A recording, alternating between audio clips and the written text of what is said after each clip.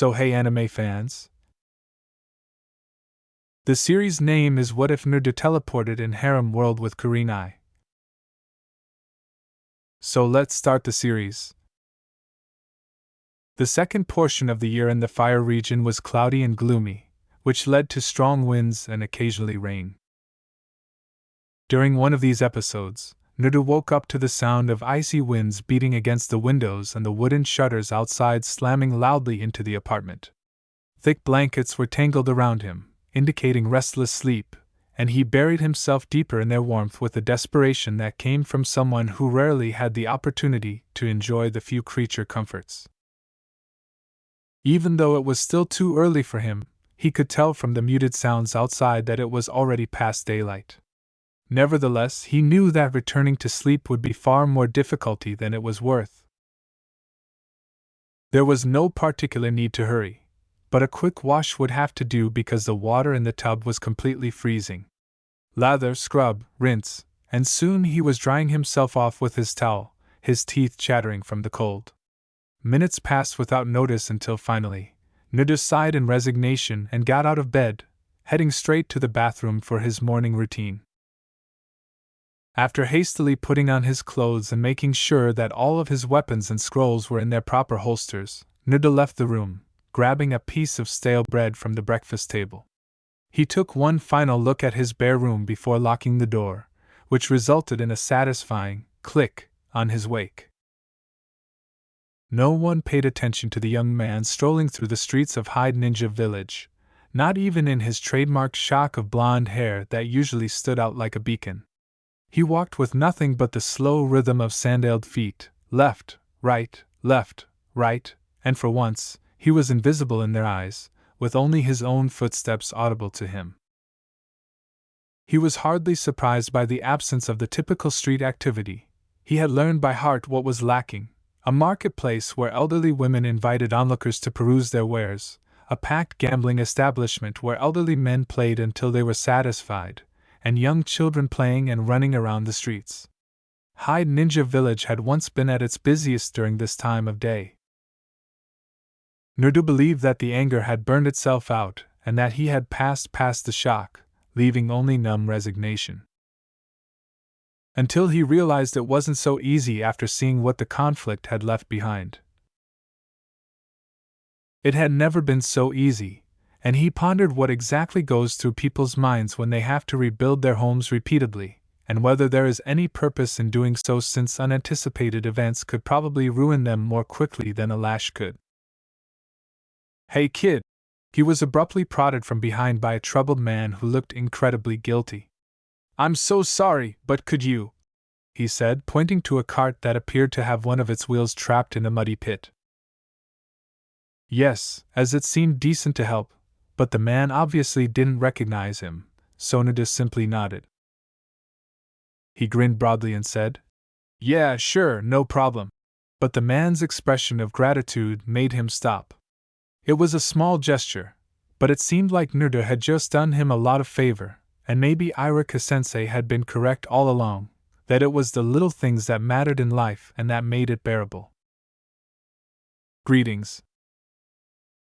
Naruto's life was filled with acts of kindness, such as the way Irika, despite his busy schedule, always found time to spend with Naruto at Ichiraku's, or the somewhat magical appearance of vegetables at his table occasionally, which was simply Kakashi's subtle way of getting him to eat something healthier than ramen, or even the fifth head master's lengthy, drawn-out lectures whenever he was hurt on a mission, which he started to look forward to since they served as a reminder that he was valued and cared for. The cart turned out to be heavier than it appeared, but for any shinobi in his prime right now, it was barely a problem.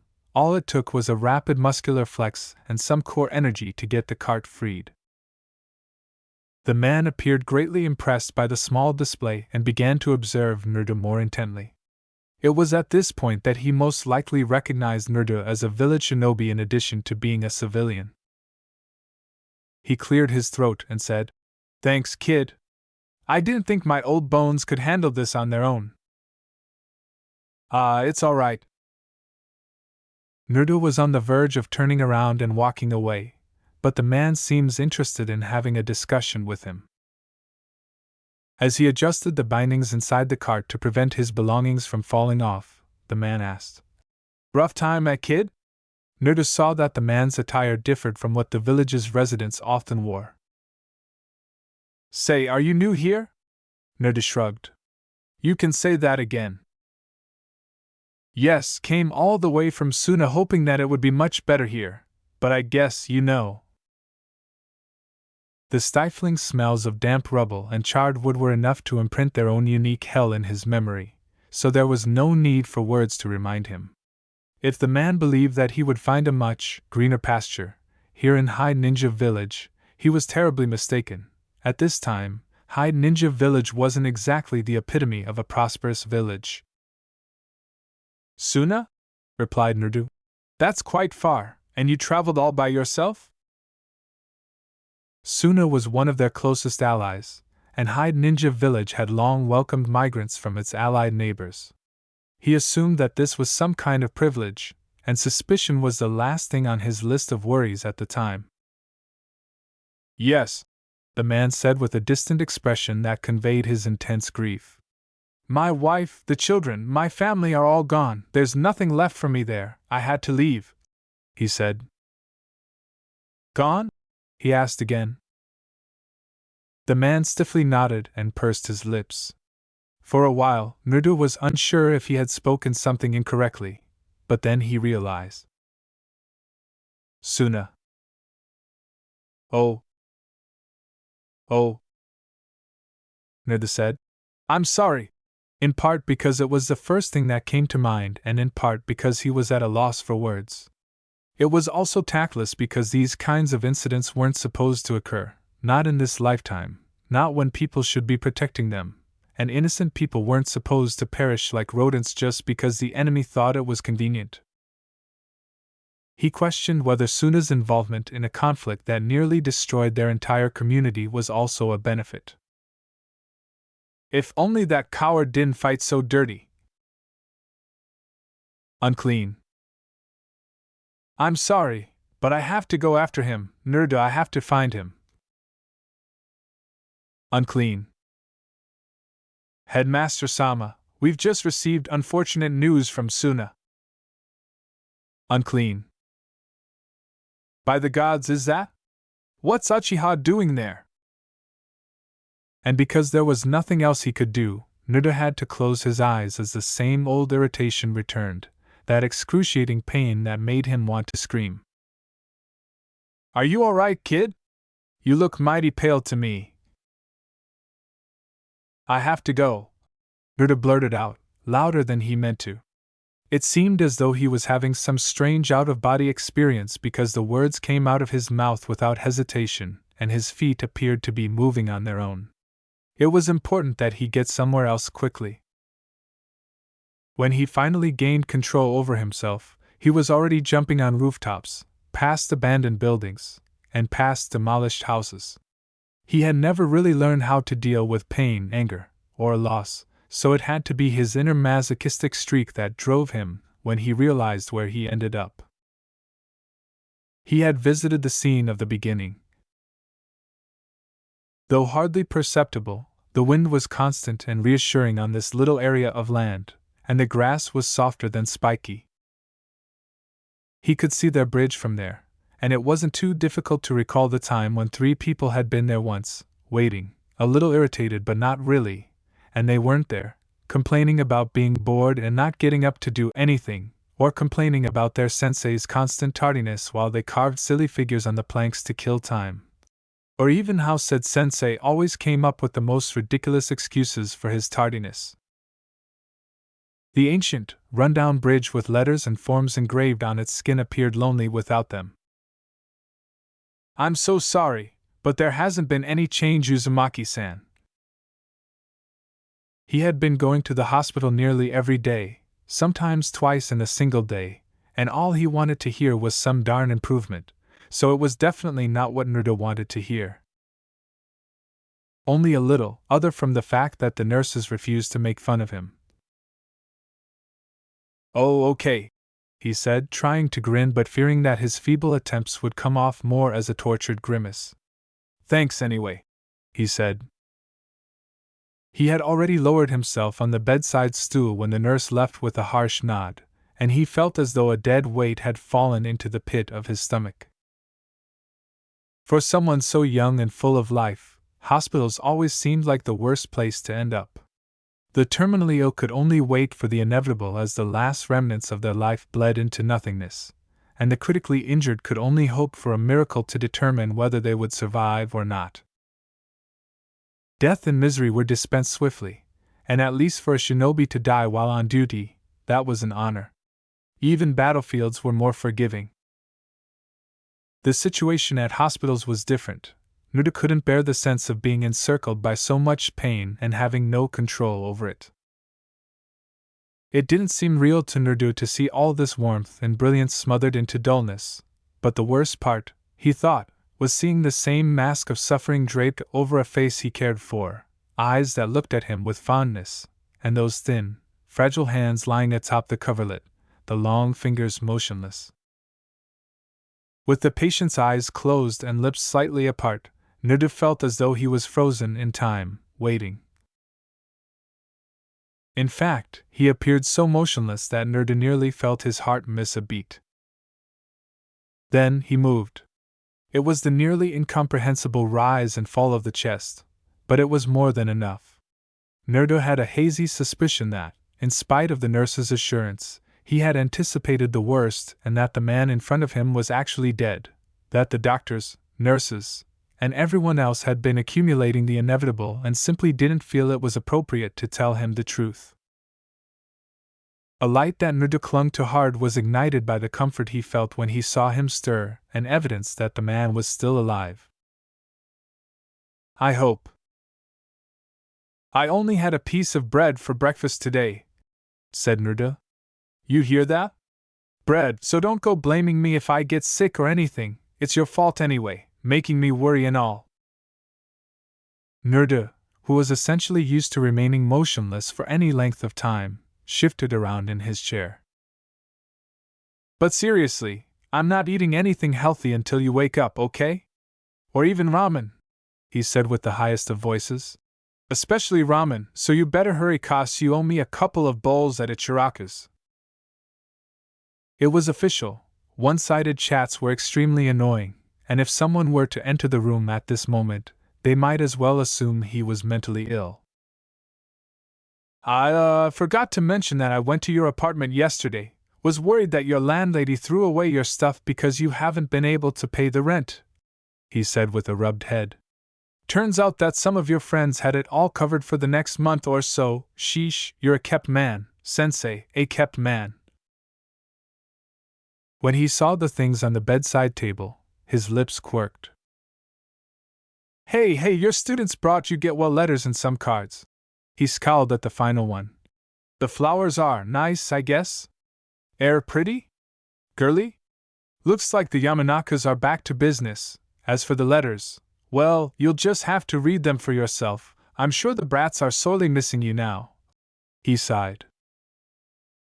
"Fifth headmaster Baba said that it may take a while before the academy's all fixed up. It's such a wreck like you wouldn't believe it. I still don't understand what those assholes were thinking when they thrashed the place, but maybe they're just creeps like that." He felt uneasy, and his fingers worked independently to straighten the sheets and brush imaginary lint off the mattress before he settled back on his lap. "Keep talking," he told himself. "Just say something." "I already told the old hag about it, so you don't have to worry. I bet she'll have it up and running in no time," he joked. "If she doesn't slack off, that is." After his laughing subsided, he became aware of the pointlessness of his efforts. He was already at a loss for words and had no idea what else to say. He never in his life imagined that the day would come when he would run out of topics to discuss. He didn't know how long he had been waiting, but it felt like a long time for what could only have been an hour. The room was quiet, the hospital was quiet, everything was quiet. At last, "I guess that's it for now. I'm not supposed to stay long here," he said. "Fifth headmaster Baba wanted to have a word with me, kinda urgent, from the looks of it, so I have to go." But I'll be back soon, okay? You can count on it, I swear. I won't stop bugging you until you wake up. He got to his feet and headed for the door. Bye, Irika-sensei. From the stiff conversations with his temporary guardians before he was finally left on his own to the cold and aloof interactions he had with the villagers, Nuda's life was filled with silences. He has always been surrounded by pause, made cautious by reticence, and has learned to cope through avoidance and fake happiness. Too many awkward talks due to the being trapped inside his body, too many attempts at connection where the moments do not quite connect with one another, like a puzzle with some pieces missing, made his existence loom heavy with absence. Nuda has come to detest these silences and has frequently attempted to eradicate them as much as possible. He did this as a show of protest, as if it were his right to demand attention, particularly when others refused to give it to him.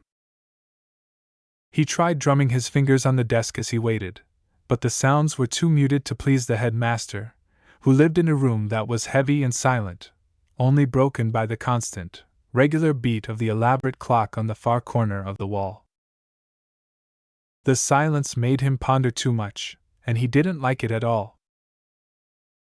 The door opened smoothly behind him, and Nerd looked up to see that the fifth headmaster was sitting behind the desk, folding her hands neatly on the polished surface, and that the approaching footfall were too quiet and measured to be anybody else's.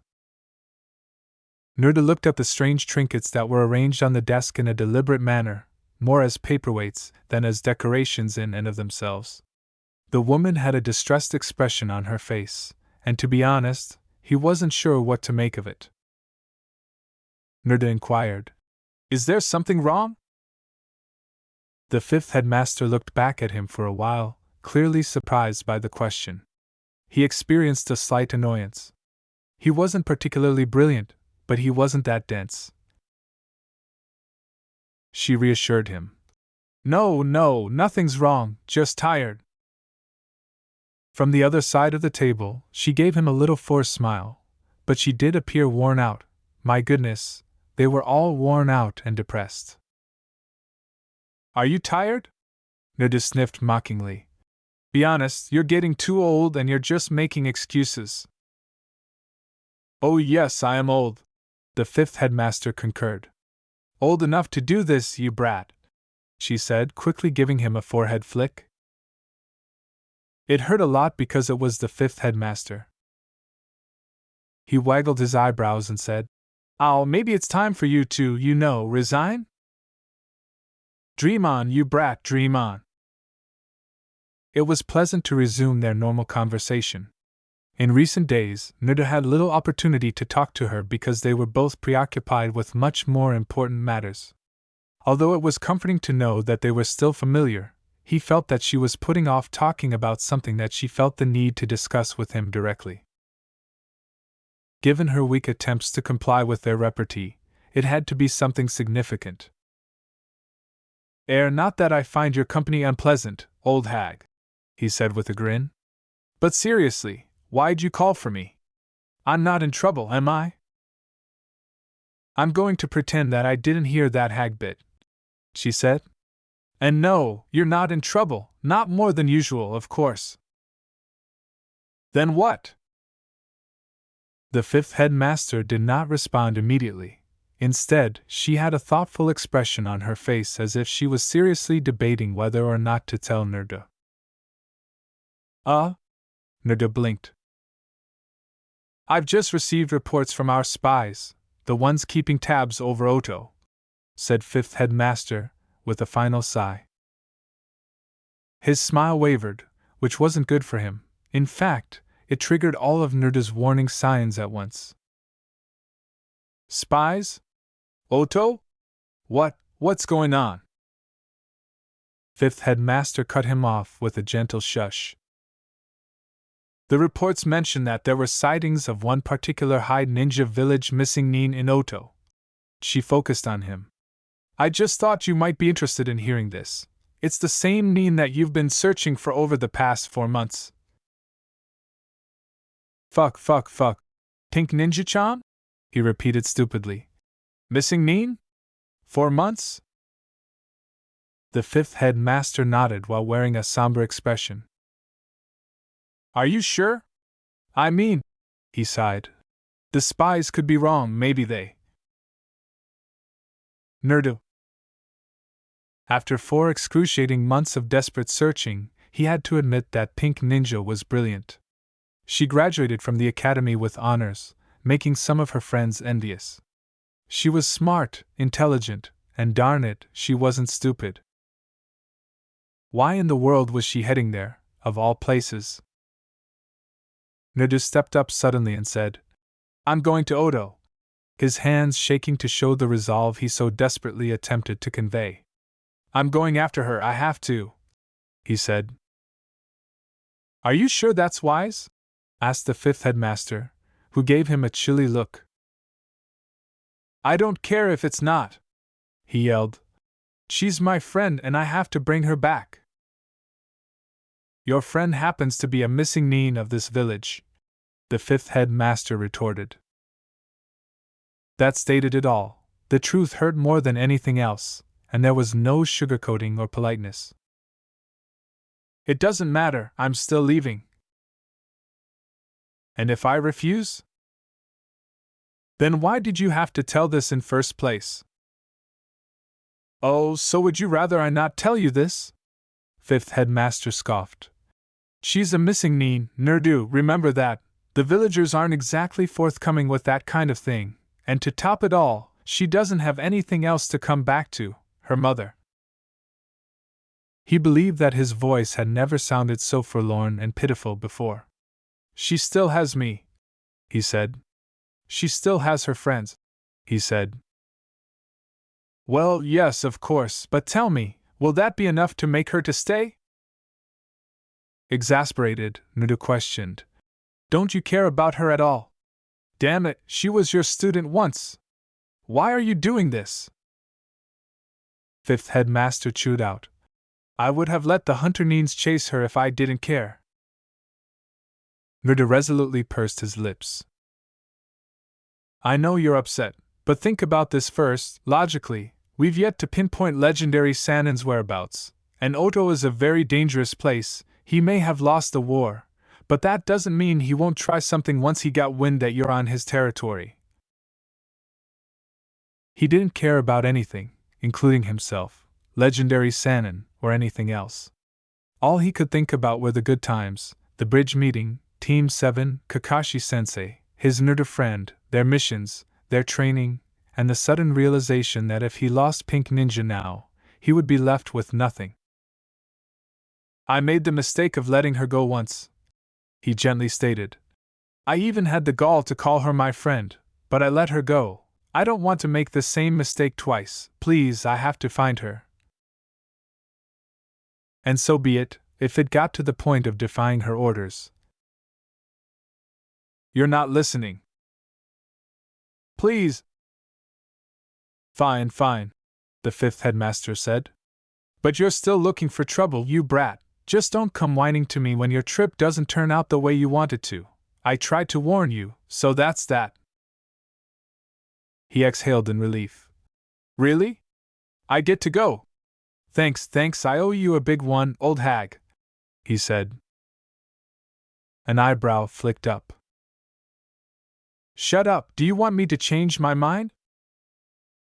Heh, I'm just kidding, nervously laughed. No. Keep quiet. And Naruto? Yeah? Just come back in one piece, you hear me? I'll pound you dust if you don't. Naruto said. Got it, laughing. Oto's streets were just like those of any other village. It could have been worse, he had witnessed the worst, but that sliver of thought will never be compensation in the midst of such destruction. Or at least that was what Naruto liked to think in such a post-war scenario. He could have commented on how crude the structures were compared to the ones back in Hyde Ninja Village, but that would have sounded incredibly insignificant given that not many of the said structures were standing in the first place. Towering buildings reduced to rubble, houses leveled beyond recognition. It could have been worse, he had seen the worst. Irika-sensei once lectured that war is no different from a parasite. Once it has found its host, it starts to consume mindlessly, always without regard, until there is nothing left of the host for the pest to benefit from anymore. At that point, it departs in search of another, because war doesn't care about a master, and even a powerful village would fall into its clutches. The parasite had selected this village this time. The fact that people no longer went outside and that the streets were worthless death traps demonstrated that they still had enough self-preservation to recognize what was best for their life, or their sanity. He really didn't want to think about the alley's stench of trash, but the smell of rotten flesh was enough to make his eyes water. He felt sick, as if a terrible sickness had taken hold of his stomach, and he had a dull aching in his throat that was the first sign of vomiting. Even with his superhuman endurance, he was accustomed to exhaustion, and sleep was a luxury. He had been running for too long, and he couldn't recall the previous 8 hours. All he could remember was a dull pressure that sank into the pit of his stomach and swam idly until he realized that stopping would cause him to faint. From a distance, he could see the flare of a burning house, along with the crackle and hiss of flames as it devoured everything in its path. He ducked between the ruins of a store, stepping through debris and accumulated trash without hesitation because only God knew what was underneath, and it might be best for him not to even guess. A tiny part of him screamed, wanting to curl up in his apartment back in Hyde Ninja Village and be safe, have this whole thing be a nightmare, and just wake up and forget it all. Even with his eyes closed, it was pointless because the image of destruction had already branded itself deeply in his mind to be banished. Wearied hands moved slowly and steadily across spongy, damp wood until he came to the edge of a dented metal door, following the creases before pulling it away. The shrill sound it made was enough to identify him, and he scolded himself for being careless as he slipped inside. His clothing made it impossible to hide who he was, not that there was any need to, and he prepared himself for the shocked silence as he entered, the terrified eyes following every movement, the smells of stale air and unwashed bodies, the dim lights from scattered lanterns, and the sounds of a burst water pipe. The constricted stuffiness of an unventilated room was nearly debilitating. He had the dull want to tell them that he didn't mean any harm, but he knew they wouldn't listen. His fists unconsciously bunched, and he pretended not to hear the frantic barrage of cries as he moved between bundles of rags that could have been people if he had taken the time to look. The people scampered out of his way like vermin, and it was heartbreaking to see how easily the war had doused the spirits of the people of a once proud village and reduced them to such mess. He'd always liked to think that he was one of those people who braved the fire and came out infinitely tougher, with resolve that matched steel. He believed he'd seen enough ugliness in his lifetime that nothing could shock him anymore. Rags and desperate looks, dirt-streaked faces contorted in fear, all of this was captured in his peripheral vision, and even though it hurt tenfold, it struck him like a sword thrust. The fact that reality would show him otherwise was not surprising. He discovered her in the back of the room, curled up in a shadowy corner. It seemed as if she wanted to make herself as small and unnoticeable as possible, and if it weren't for the obvious details. Her clothes were different, her hair was a bright color, and most importantly, she was by herself. It would have worked. Instinct itself frequently caused people to congregate around one another when they were afraid, needing contact to feel somewhat safe. She was smart enough to take off her hitate, otherwise she would have been just another anonymous face in their throng, another casualty of the war. If they had known her true origins, she would have already been abandoned on the streets or worse, beaten to death. She didn't move as he knelt and put his fingers on her shoulder, suggesting that she was either too exhausted or too bewildered. As he made contact, she looked up, but her eyes were lifeless, as if she had traveled far and it would be nearly impossible to get back. His throat caught, and he brutally forced it back into action. "Saku, Pink Ninja-chan," he said. She leaned her right arm as though the slightest movement caused her excruciating pain, and she tried for more leverage, whimpering in a hoarse voice. There was a faint tilt of her lips that may have been a smile, but it disappeared too fast for him to be certain.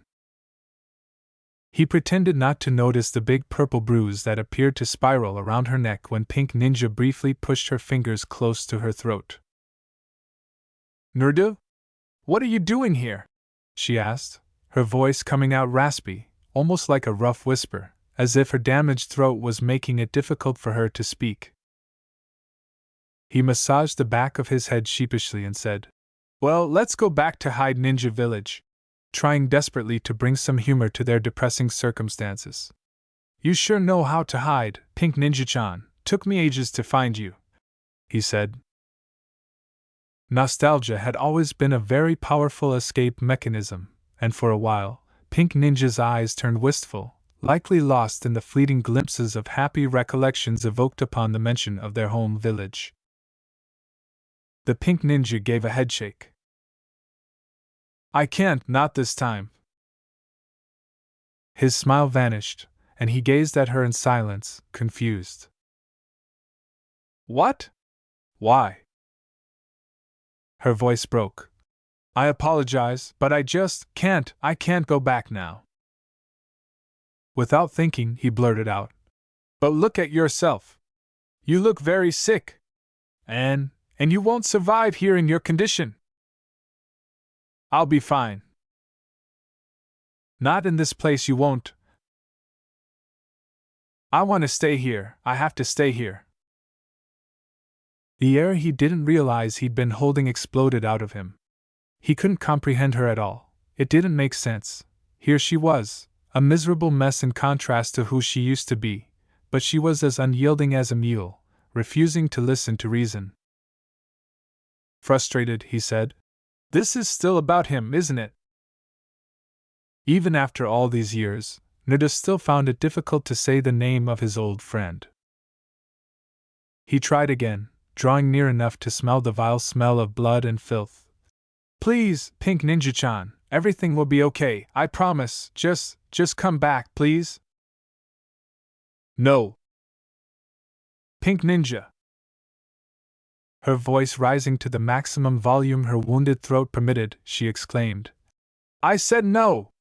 I won't go back to Hide Ninja Village, not now, not ever, so just leave me alone." Even though she didn't have Ino's special technique, Tenten's weaponry mastery, or even Temari's battle prowess, Naruto used to respect her spirit. Nevertheless, she stood up for herself because she was aware of both her strengths and weaknesses. She then pushed herself to the limit because she wanted to be something valuable. The fact that Naruto no longer recognized the Pink Ninja in front of him made it terrifying. Quick fingers found her right arm and pressed hard without hesitation. "I'm sorry, Pink Ninja-chan," he said, and she gave a sharp gasp of pain before collapsing and losing consciousness on his waiting arms. He hoped in silence that she understood what he was doing and that he truly didn't want to hurt her if there had been another option. As he stood, he sensed that everyone in the room was watching him intently, cautious of every sudden movement. They froze when he moved and flinched when he stopped, as though he were going on a murderous rampage. Their fear was palpable and oppressive. Naruto's senses were functioning at full capacity as they walked out the door into the gray-skied day with the nearly weightless bundle in his arms, moving quickly through streets littered with trash. If they were caught in such a dangerous situation, their chances of survival were slim to none, and he didn't want to die in Oto of all places. "Everything will be okay. Everything will be okay." After 4 hours, Pink Ninja was half awake and sprawled on a lumpy futon after Naruto had put her arm in a makeshift cast. He had wrapped tattered strips of linen around the injury and draped them around her neck. The cast would not withstand a strong tug, but it was the best he could do with his limited medical knowledge. Pink Ninja had hardly flinched during the entire process, and he had been afraid that she might have finally gone into shock until he heard a muffled, "Thanks," when he was finished. Rest was now a prerogative. It was extremely exhausting to fight while protecting Pink Ninja at the same time, and as much as he liked to get out of the village as soon as possible, He didn't want to risk their lives in the next skirmish either.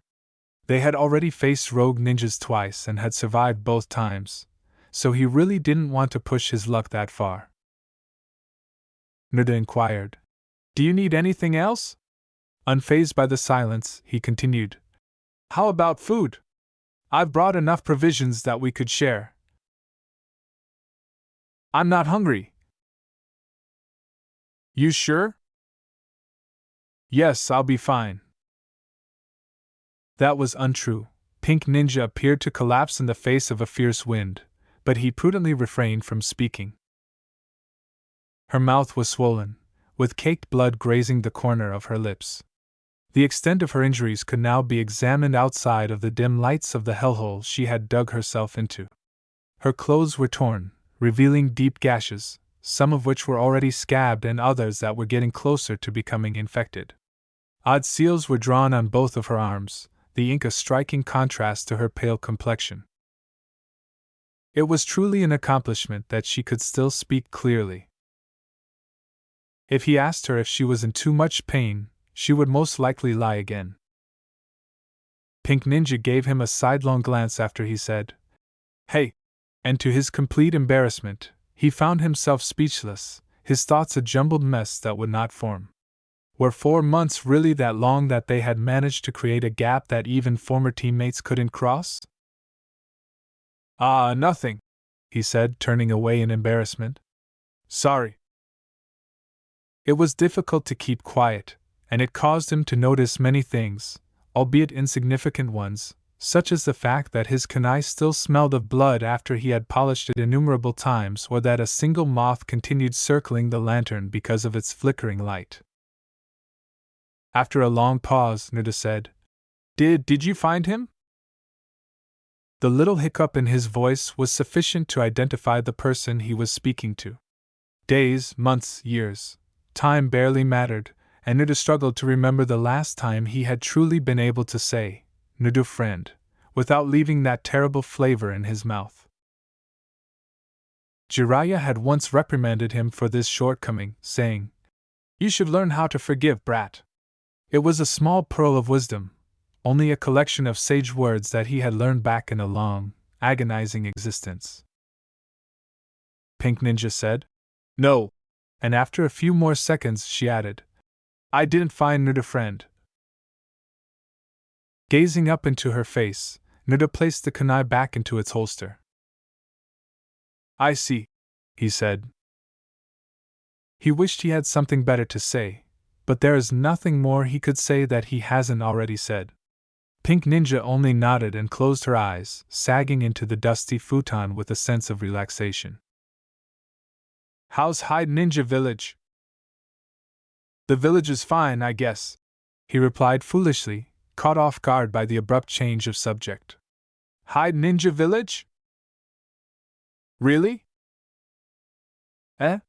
Yeah," he said with a hesitant, uncertain laugh that reverberated hollowly across the room. "It's pretty much a thrash situation, but you know how it is. Give the people some time, and everything will return to normal." Although it didn't look as bad as Oto's, telling Pink Ninja that everything was fine would be a far cry from the truth. Naruto didn't want to recall the specifics, such as how the streets weren't as packed and lively, or the seemingly never-ending list of new names added on the memorial stone. While he could tell she wasn't convinced, he wasn't exactly telling the truth either. "How many died?" He was aware that she would ask the question, but he also understood that it wasn't her intended question. "I don't know." For a while, Naruto felt a twinge of resentment because she didn't, and she could never hope to understand, especially after she had just up and left the village and traded her life for a pointless chase. And he didn't, he really didn't. Counting would only trivialize it, make the deaths cheap, as if people were just numbers to be choked off on a tally board. Pink Ninja sucked in a breath after letting out a trembling one. "Is my mother?" she inquired. Age-worn face, faded pink hair. It was clear where Pink Ninja got her appearance. It was like looking at an old picture, only brighter. She had been elegant and courteous, clearly one of those cultured women whose hands had probably spent most of their childhood curled around teapots. Her voice had the same patient quality as Irika sensei's, and her laugh lines were noticeable when she spoke. Daughter? She is no longer my daughter.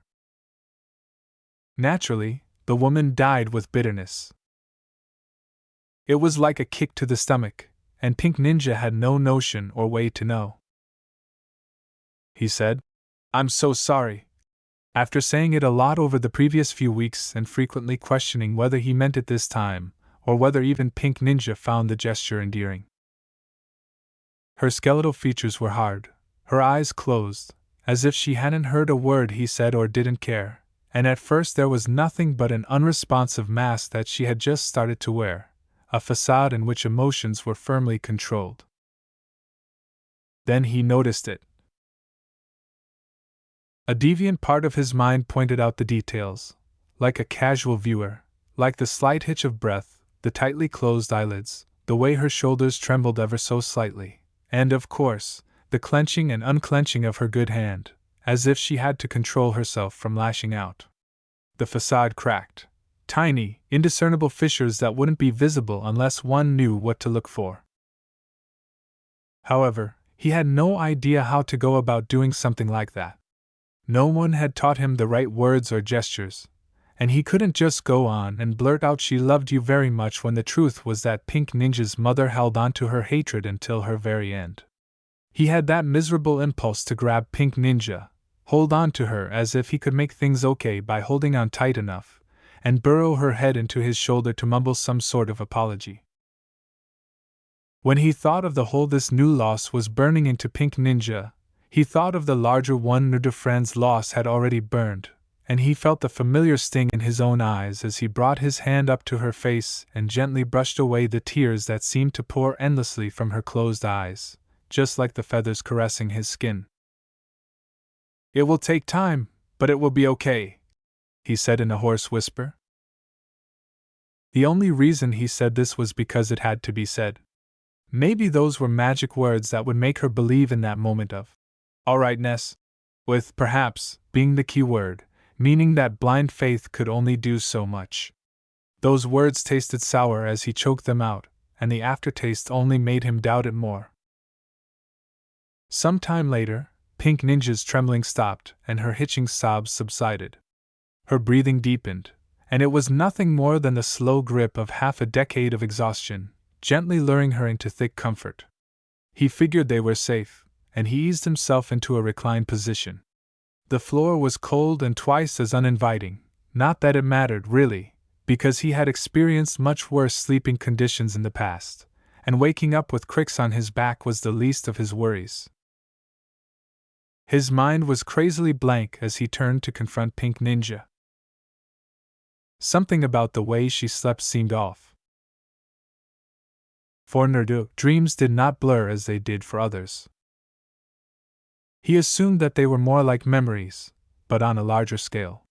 They were more intense, tense, and vivid, frequently leaving him gasping for air and breaking out in cold sweats.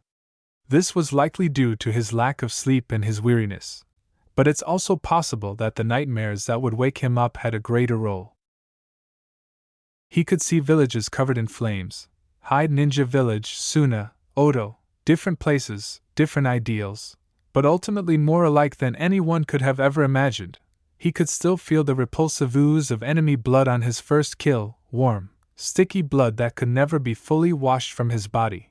He could hear the voices, the agonized screams. He remembered the smells of death and dying that left their mark on his memory. For him, dreams were unpleasant sensory pleasures that went beyond simple visuals supplied by his mind. But occasionally he would dream of faces, familiar faces like Pink Ninja-chan, Kakashi-sensei, or Irika-sensei, all passing by like a blur, like smudged paint spun together by a careless brush. These dreams often contained a hint of affection, a pleasant kind of warmth, and for him that was more than enough. Irika-sensei would invite him out for ramen, Pink Ninja-chan would chastise him for his carelessness, and Irika-sensei would mutter his weak excuses. It had been pleasant to remember worthy opponents, but the sentiment lost its shine the moment he realized he had killed far too many. On rare occasions, the faces were strangers, nothing but nameless crowds that he may have encountered at some point in his life, some of whom were likely already dead and others who weren't.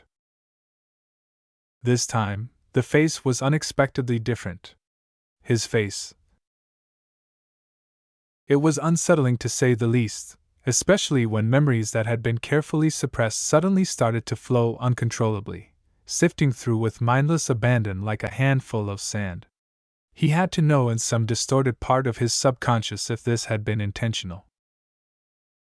He had to acknowledge that remembering him had always been painfully unavoidable, but it had also been simple, much like the series of derogatory terms that came to mind: genius, teammate, rival, traitor, bastard incarnate. Friend Naruto. The same Naruto friend who had once told him how important he was, would always protect, never desert, his precious people, his teammate, his confidant, his rival, his best friend, and he was all in his tragic glory, staring down at him with dark eyes that were both cloudy and clear at the same time, the stubborn curl of his lips, the brooding aura befitting his self-proclaimed avenger role, and the fact that he had once been a teammate and twice a traitor. Well, there's no better wake-up call than having a full-powered Chidori jammed up his chest. Naruto sat up, his chest heaving and sticky with perspiration beneath his clothes.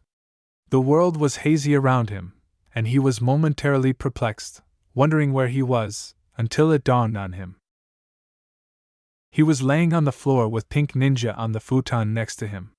He was still in Oto, his mind was wandering, and for the first time in 5 years, he had a dream about a friend from Naruto.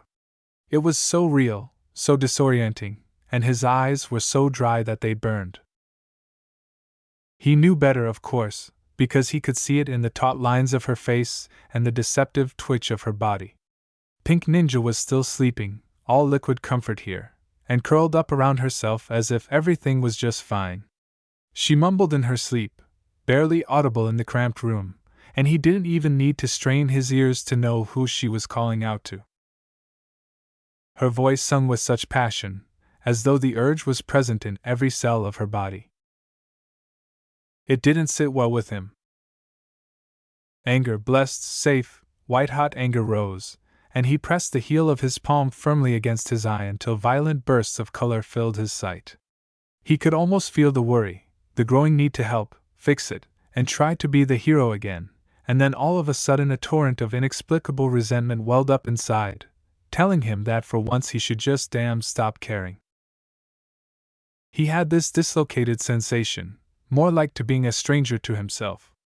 His body yearned to strike something, but he was at a loss for words, so he bit his lip forcefully and threw his head back till his lip bled and his neck muscles cried out in agony. Despite the agonizing knot of frustration and despair in his chest, he attempted to gain control and pushed himself up the floor. He frowned as he heard Pink Ninja make another small squeak, and he went over to touch one's shoulder. An inch before he made contact, Pink Ninja's hand was around his wrist, her eyes wide open as though she had never been asleep. When she did that, it was unsettling and caused him to gasp. "Pink Ninja-chan?" he was asking. "Is there something wrong?" "Nothing, it's nothing, just a bad dream." After an hour, Naruto was unable to fall back asleep and instead resorted to counting the cracks on the ceiling. He could hear the rustle of clothes occasionally and the irregular breathing, and he was certain that Pink Ninja was also awake. Naruto reflected on the times when they were like this, when there was no need to fill up the stillness. He acknowledged that there hadn't been many, and that words were unnecessary when one had already witnessed too much. He looked in the direction of Pink Ninja, who was lost in her thoughts and staring blankly out the window.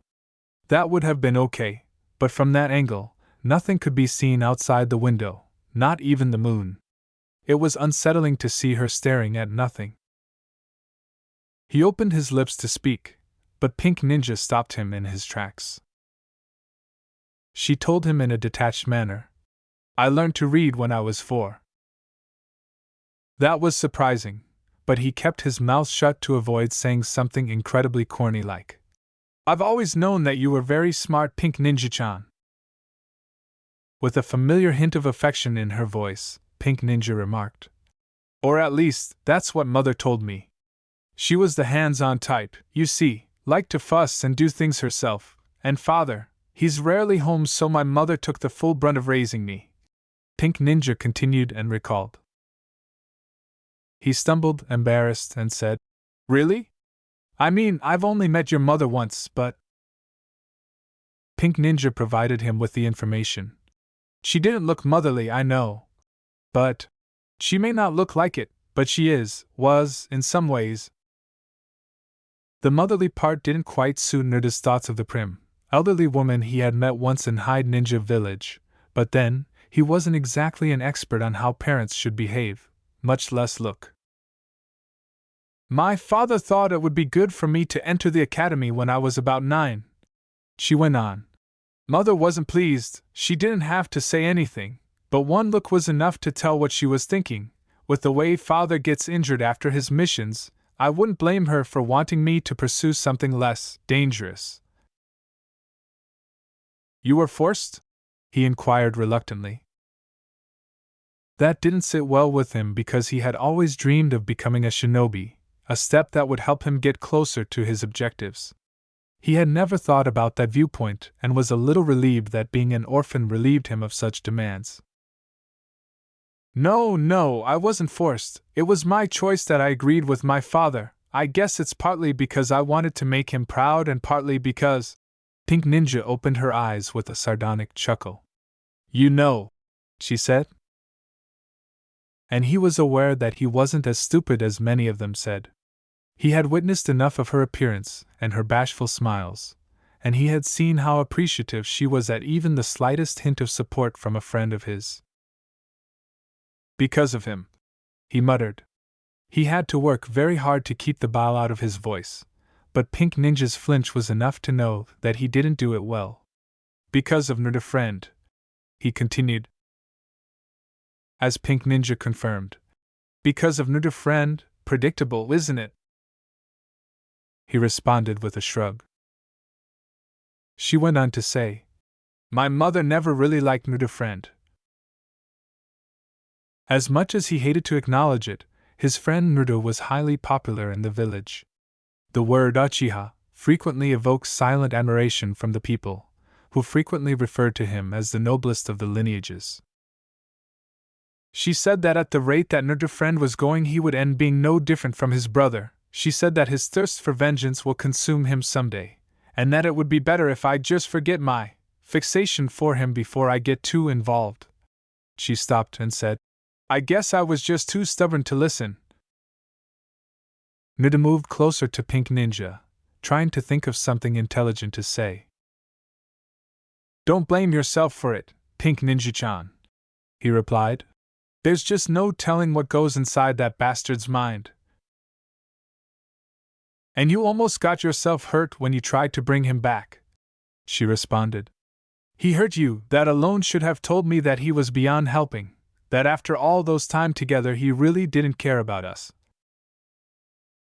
Even though Pink Ninja's voice was subdued, there was something about it that prevented interruption, perhaps grief. And you know what's funny? Even after all that, I still didn't believe it. A small part of me still hoped that maybe if I tried hard enough, he would change his mind and go back. Pink Ninja-chan. He had the same idea, believing that if his friend refused to listen to reason, they might have to do it the hard way. If beating sense into him was necessary to win him back, he could do it. You might think that it's shallow, like a schoolgirl crush blown way out of proportion. Pink Ninja's mouth had a hurt curve. I've thought of it that way too. I mean, with all the books that I've read, one might figure that I should have been smarter than that. Naruto, tired of her self-deprecating tirade, exclaimed, Just stop it, please. I didn't want anything to end up this way, Pink Ninja insisted as if she hadn't heard. I forgot to say goodbye to my mother, did you know that? She was right all along, but now she's dead and I won't be able to tell her that I'm very sorry. And he truly looked at her, saw through all the injuries on her face, arms, and torso, and noticed the enormous, horrible, mottled purplish-black discoloration on her neck that nearly formed a hand. No, I didn't find a friend on NRD. You forgot to say goodbye to your mother, he said. You just up and left, became a missing nin, and all for what?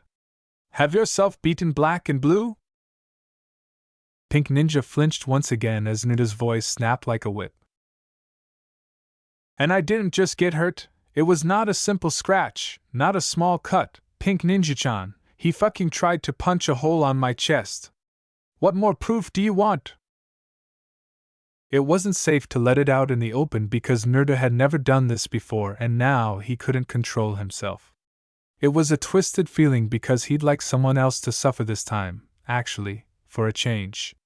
Nuda was panting, and the world seemed to move faster when he breathed faster. Since he was able to recall everything. The fifth headmaster had looked at him with wide, shocked eyes, and Nuda hadn't even realized the implications of the news until the very next day. The first messenger from Suna had rushed into the headmaster's office with urgent news. A massive outbreak, he said, that a major water supply had been laced with poison, effectively killing hundreds of villagers. Which was the day Oto publicly began their attack, and by that moment it was obvious that the Suna incident had been nothing more than a ruse to deny Hyde Ninja Village an ally, and he was horrified by this realization. Since betrayal had been the face of the smirking man sitting atop Manda's head, Nuda had never really understood the concept of betrayal until he had experienced it firsthand. As a result, he could never again pretend to himself that his friend had never given up everything he owned in exchange for power. At that point, Nuda finally lost hope for him. Pink Ninja's concerned eyes were streaming tears, leaving behind bright wet streaks on her cheeks. I caused her to cry, Nuda thought angrily. I had promised myself that I would always defend my loved ones, but now I was harming Pink Ninja-chan. I'm sorry, Pink Ninja-chan, he murmured. I'm so sorry, I didn't mean to yell like that. And it was awful that he was sorry that he wasn't sorry and that his prior statements were sincere. Come on, we're leaving, Nuda suggested as he stood up. He pretended not to notice that Pink Ninja practically avoided his touch, obstinately insisting that she could stand by herself. She swayed uncomfortably a few times before Nuda had no choice but to carry her on his back once more. He took a moment outside before deciding on his course. With the concrete, asphalt, and bodies of God all over the place, he could run across Oto and never turn around. It would be easy to avoid seeing the blood beneath his feet and the foul smell of decay, and he vowed fervently never to set foot in this village again in the near future. As the heavens bled velvety black, taunting them with its false tranquility, Nuda continued to run, breathing a little, and a strong sense of excitement pushed him to sprint faster. He simply had the worst luck imaginable, so this must be some complex cosmic joke done at his expense, because he ceased breathing and moving. A dark, intimidating Nuda buddy stood a few steps away from them, his lips twisting in a derisive smile. However, as Nuda realized who was inside the shell of a body that had formerly belonged to his buddy, it became clear that he was not, in fact, a Nuda friend. Legendary Sanon's voice made Nuda's blood run cold. It hissed like the savage snake he really was. TSK, what a pity, he murmured. Leaving so soon? Nuda skidded backwards at a startling rate, leaving dust clouds in their path. As each and every one of his shadow clones was destroyed, a few gentle popping noises could be heard. Legendary Sanon remarked, "Oh, that's great, really," in his most admiring tones. He clasped his hands for effect before continuing. I see that you haven't lost your style, Nuda-kun, you're still first-class entertainment, he said. And you're pathetic, said Naruto. I hope you know that. Legendary Sannin easily removed the kunai from his arm and immediately licked the blood off the offending weapon, much to Naruto's anger. For a ridiculous moment, Naruto questioned whether Legendary Sannin was truly painless because his sleeves started to bleed a furious scarlet. Naruto was also heavily bleeding. After his initial slip, he realized that he and Pink Ninja might not survive this situation. He knew he was in severe trouble since even his demonic healing skills could not make up for all the injuries he had incurred. The earth surrounding them was painted a blessed crimson by the abundance of blood. The image was horribly disturbing. He had stared at his hand in a lost stupor after his first kill, feeling shocked and experiencing an alien sensation as the warm liquid dribbled down. He was shocked because he had never imagined that there would be that much blood, and he had never imagined that anyone had so much blood in them. And the feeling of alienness. After much thought, he was prepared to acknowledge that, indeed, that sensation had been the first hints of bloodlust. Since that was the only thing on his mind at the moment. That the only thing in his head was the desire to kill and all the methods he wanted to execute it. The kunai dropped to the ground with a soft clang as the legendary Sannin opened his palm. He mockingly asked, "Any more tricks you care to dish out?" "Shut up, snake freak," Naruto growled. "Talk with your fists and not with your nasty mouth." They began swiftly, flying at each other, and as if they were desperate to get rid of their opponent, their limbs and weapons clashed in a fierce battle, trading actual blows and spitting more blood. When legendary Sannin's fist flew past his ear in a whooshing sound, Naruto reacted instantly, sliding sideways while twisting to keep himself facing the enemy. By using the unguarded moment, Naruto kicked the legs beneath him and rammed his own fist against his opponent's stomach. He then brought down the heel of his feet in a quick downward arc, but legendary Sannin rolled backwards and then pushed himself away from Naruto. Legendary Sannin used a quick series of hand seals to summon several enormous earthen spikes from the ground, leaving Naruto to dodge or risk being skewered by the thick barbs. Unfortunately, this left him vulnerable to attack, and legendary Sannin rounded on him, slamming his elbow into Naruto's cheek and causing his head to snap to the side. Laughing, the legendary Sannin said, "Come on, Naruto-kun, is that all you've got?" as the students wheeled wildly.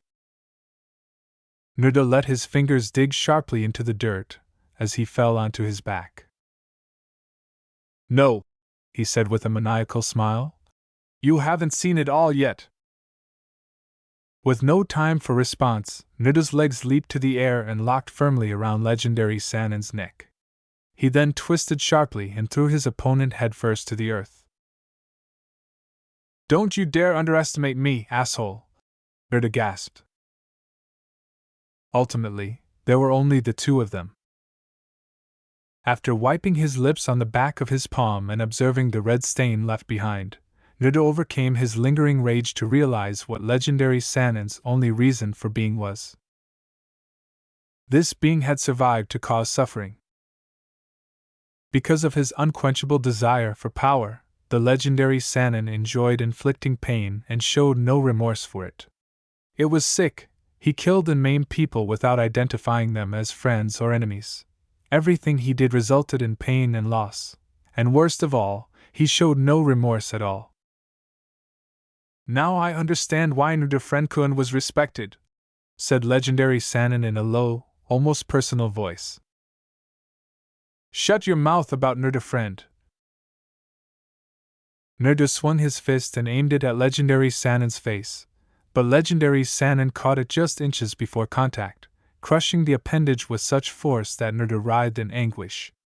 His voice cracked so violently that it nearly hurt. "Ah, so angry, so furious," said legendary Sannin with a laugh. "But I wonder, is that for me? Or for Naruto Friend-kun?" That was exactly right. Shut the fuck you!" Naruto sprang at him with a fierce battle cry, his teeth bared. He was able to clip Legendary Sanon's shoulder with a good one, sending him spinning to the ground. Legendary Sanon immediately rounded on him and kicked his ribs sharply, sending him flying backwards until he crashed on a crumbling wall. The eyes of the legendary Sanon were filled with malevolent joy. "You shouldn't get mad at Nerdafrenkuen for choosing me, Nerdakuen," he stated. "It was a wise choice, after all, and I'll have you know that he didn't forget you, quite far from it." Legendary Sanon grinned more broadly. His Sharingan eyes went to their typical jet black, and his voice became solemn, the same familiar pitch of a voice he hadn't heard in 5 years. "In fact, if I remember correctly, his last wish was for me to deliver a message to you, Nerdakuen, a very special message he wanted to say." The voice was that of a Nerda buddy. He said, "Nerda, I'm sorry." Nerda felt a sudden unhinging of something inside of him. He considered Hyde Ninja Village, Suna, or even Oto. He considered all the lives lost or destroyed as a result of this threat, all the men, women, and children who were unlucky enough to come into contact with him. He thought of Irika-sensei, who nearly died defending his young students because legendary Sanon's men lacked the humanity to spare children from slaughter. Not only did legendary Sanon like causing pain, he took great pleasure in it. "You," Bird growled. "You fucker." The degree of loathing he was experiencing at the moment was beyond his wildest expectations. And it was frightening because hate was absolute and severe. It was this kind of hatred that led him to this solitary, cool location where his only thought was, "If I'm going to die, I'm taking him with me." The motes floated through the air and began swirling around him angrily as he said, "I watched people suffer because of you, He reached his feel, albeit unsteadily. "I was there to see what your whims cost, bastard, too much, you took away too much." QB moved deep inside himself, the dust from the ground rising as his core energy flared outward. "And you will be held accountable." He saw his enemy's eyes widen, and in that fleeting moment of satisfaction, he thought of the innumerable people who had likely worn the same expression before they perished in legendary Sanon's hands. Nerda cupped his hand in front of him, creating the wind ball power, the blue-white ball of energy growing in size as it was fueled by his anger. His feet twisted as he hurried frantically to find legendary Sanon. "I'll murder you!" All of the rage and anger vanished in a matter of seconds, and in its place came a terrifying torrent of horror that left Nerda feeling completely focused. Everything happened with pinpoint accuracy, and nothing escaped his notice, not the pink blur that had suddenly prompted him to act, the slow but deliberate movements, or the way legendary Sanon's shock turned to delight as a lithe body appeared in front of him, with frail arms tightly encircling his neck, all intended to protect him. Nerda sought to regain his momentum with a brief yell, but the gesture was too late. Instead, Pink Ninja was struck by the wind ball power. "Izagape," Nerda flinched back. "Sa Pink Ninja-chan." For a brief moment, he thought she had been calling his name when he heard her mumble softly. Then, he saw legendary Sanon's horrified expression, and he started to thrash and shriek, trying to pry her away, but the locked arms held firm. The struggle didn't last long, though, because soon the seals on Pink Ninja's arms started to glow, and legendary Sanon's screams turned into ones of pain, convulsing, and rolling his eyes to the back of his head. Then everything came to a halt. Legendary Sanon's arms were finally released by Pink Ninja, and they both fell with a gruesome thud. A resounding stillness fell. Nerda attempted to reach for Pink Ninja, but he was so exhausted and depleted that he hardly had time to move before his legs gave out on him. He collapsed to the ground ineffectively, using what little energy he had left to crane his neck in order to glimpse Pink Ninja's face. He became aware that he had been crying after something warm ran down his cheeks. Although he didn't really believe in gods, he summoned every deity he could think of, made a compromise, swore everything, and just, please, Pink Ninja-chan, open your eyes, look at me. He had loved her so much that he was now experiencing delirium, and was nearly insane. However, there was no miracle.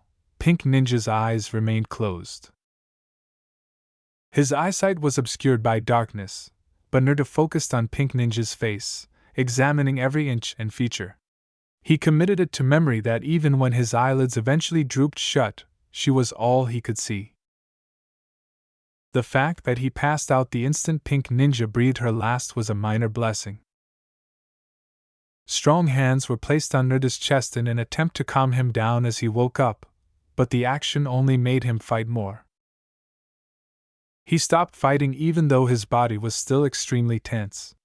Sure, it's alright, a soft voice said in an attempt to calm him. It sounded safe and familiar. Where am I? Naruto winced a little, his eyes watering as he struggled for a few minutes to open them before making the decision to keep them closed. A dazzling white light met him immediately, and then the interior of the hospital appeared. You brat, where do you think? Fifth Headmaster said, her hands hovering on his chest. Warm, healing energy began to flow through his veins, coaxing his taut muscles to relax. Just keep still, okay? You're secure now. What brought me here? The words were heavy with fatigue and slumber. We'll discuss that later, you need to recuperate first, said the fifth headmaster, her lips pursed. He briefly pondered whether it had all been a dream, that perhaps he had simply been ensnared in a form of ghost art, and was experiencing hallucinations the entire time, that perhaps everything that had happened was merely a product of his fevered imagination. Perhaps that. Is she? He croaked. Is Pink enigmatic? It was incredible how a single, firm squeeze on his shoulder could provide so many answers at once. I think, Naruto said, tilting his head away and blinking frantically. He lifted a hand to his eyes and was surprised by how wet his knuckles were. Is this the I told you so part? Nerd. Come on, he continued. Just say it, I'm a one big fuck up and I. He struggled desperately to control his emotions, fearing that if he broke down and started crying now, he would never be able to stop. His voice cracked, a profoundly disturbed sound. He kept saying, I'm so sorry I fucked up. But he was unable to stop because of the excruciating pain in his chest that felt like it was about to explode. He would always be thankful that fifth headmaster didn't say things like, it's fine, and he'll be alright, because it wasn't fine and he would never be okay. I'm sorry, you were right all along, damn it, he said. I failed her. Naruto was startled out of his slumber by the slight prick of a needle. He had lost all sense of time when he became unconscious, and when he opened his eyes to catch a glimpse of the darker skies beyond the window, he was unsure if he had woken up at dawn or dusk. Have you seen their wounds? I still can't believe it, a female voice next to him replied. Like, they have attempted to severely beat one another. I was astonished. Be quiet, reprimanded a voice off to the distant left, saying, You'll wake him up, honestly. The voice from his side sank significantly, appropriately reprimanded. Sorry. Now that you mention it, their fight must have been pretty intense, the other voice added. I know, it's a good thing that Headmaster Sama's around when they brought them here. But I wonder, why did Headmaster Sama allow Uchiha? When Naruto's eyes suddenly opened and he took the nurse's arm in a vice-like grasp, she was interrupted. What the devil? No, friend, he rasped. Is your Naruto friend still alive? Yes, but please calm down, Uzumaki-san. Their desperate attempts to placate him, however, meant nothing at all because Naruto was incapable of listening. Despite his impaired senses, All he could think about was that this had to be a very nasty joke, that he had killed Pink Ninja instead of saving her, and that his friend was still alive like some fucking consolation prize. He was so furious that when he finally stood up, the railing of the bed shattered menacingly. Anger couldn't even begin to describe how he felt. He hissed, "Shit," as the floor swayed to his feet. He could hear the nurses frantically calling for assistance in the background, and he was well aware that he was showing a side of himself that people didn't want to see or understand, the side he'd concealed behind bright smiles, but for once, he didn't care. "What's happening?" Fifth Headmaster demanded as she burst inside the room, and then faltered at the sight of him. "Nerd! Why did you not inform me that the bastard is still alive?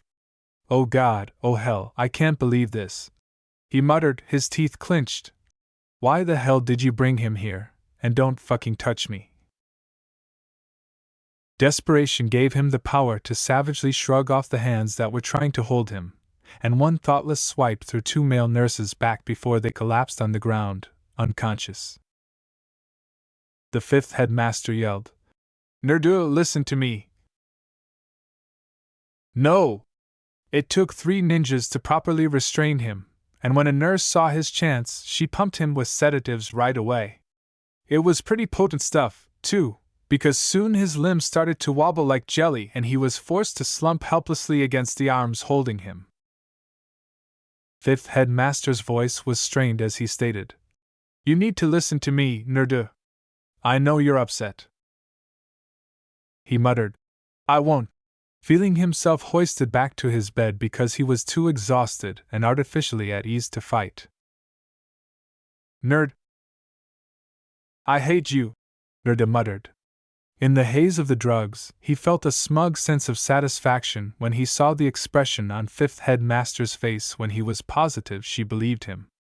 However, that didn't matter anymore because his eyes wouldn't stay open, and as he fell into another fit of restless sleep, he was certain that things had taken a drastic turn for the worse.